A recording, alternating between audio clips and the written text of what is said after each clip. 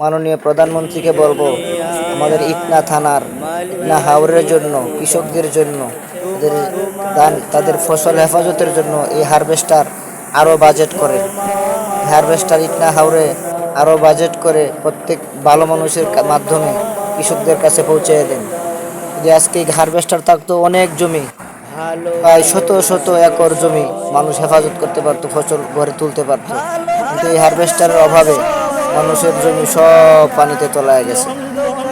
কাজী প্রধানমন্ত্রীকে দৃষ্টি আকর্ষণ করবো, আপনি সব কিছুর জন্য বাজেট করতেছেন, কৃষকদের ফসল হেফাজতের জন্য আপনি এই বাজেট করেন।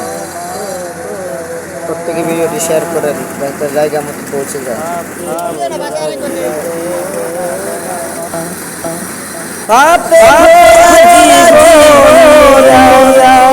ঘুরি ঘুরি ব্যথা আর তো কষ্ট সয় না, মোদের ক্ষমা করে দাও।